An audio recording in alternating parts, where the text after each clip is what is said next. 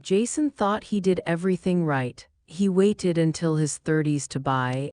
He built his credit score carefully. He saved for years. And when he finally signed the papers on a brand new suburban home, it felt like crossing the finish line.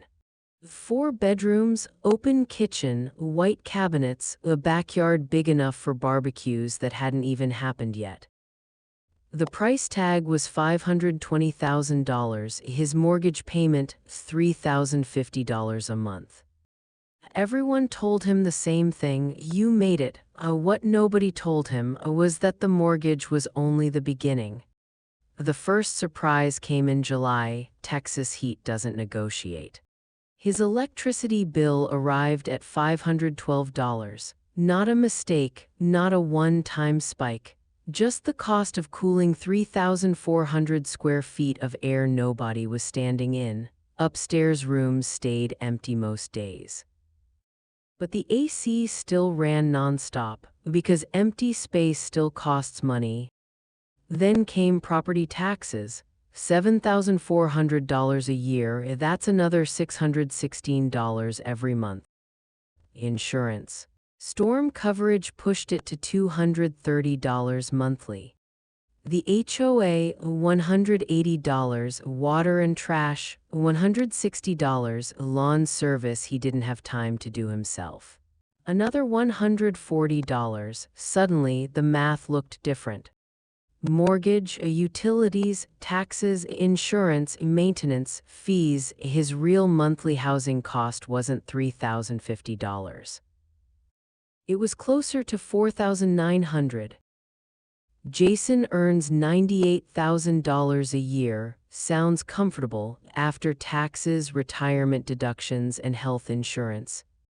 He brings home about $5,800 each month. His house eats almost all of it: groceries, gas, student loans, car repairs, all fighting over whatever survives after the house takes its share. He stopped contributing extra to retirement. Vacations disappeared. Emergency savings froze. He owns a beautiful home, and somehow feels poorer than when he rented an apartment half the size. Here's the part nobody explains during showings: big houses don't just cost more to buy. They cost more to exist in: more roof to repair, more windows to replace, more flooring to clean, more furniture to make rooms feel finished. His old apartment couch looked tiny in a living room designed for magazine photos. So he bought new furniture on credit, because empty rooms feel like failure. 3 months later, he had $14,000 in credit card balances decorating spaces he barely used. And maintenance, that doesn't wait politely. The second summer, the upstairs HVAC unit failed. Replacement cost $9,800, savings account balance $2,100. The rest went on to another loan, because houses don't care about timing. They break when they break. Here's the uncomfortable truth: banks approve you based on numbers, not reality. They calculate debt ratios. They don't calculate stress. They don't calculate burnout. They don't calculate the moment you realize you're working overtime just to keep lights on in rooms you walk through once a week. A smaller home down the road recently sold for $310,000. Older neighborhood, no HOA. Half the square footage. Jason ran the numbers out of curiosity. Mortgage would have been about $1,900, lower taxes, lower utilities, lower insurance, total savings almost $20,000 every year.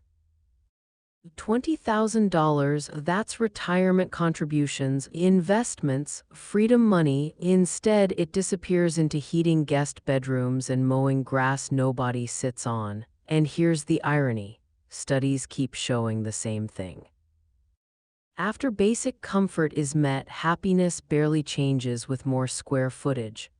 People don't spend their lives in every room. They live in kitchens, bedrooms, one couch, maybe a backyard chair. Everything else becomes expensive storage space.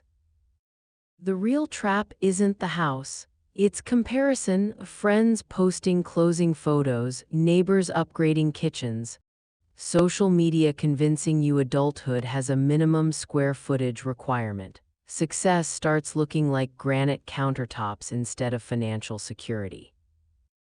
If Jason lost his job tomorrow, he has 3 months before panic starts. Not because he's irresponsible, because his fixed costs are enormous. The house turned flexibility into obligation. Here's what smart buyers do differently. They calculate total ownership cost, not just the mortgage, utilities, maintenance, insurance, taxes, furniture, everything. If that number eats more than a third of income, it isn't affordable.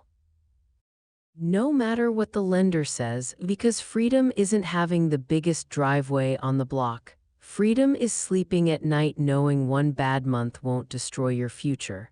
Smaller payments create bigger options. Career changes, travel, investing. The dream isn't a massive house. The dream is choice, and sometimes the smartest financial upgrade is less house, not more.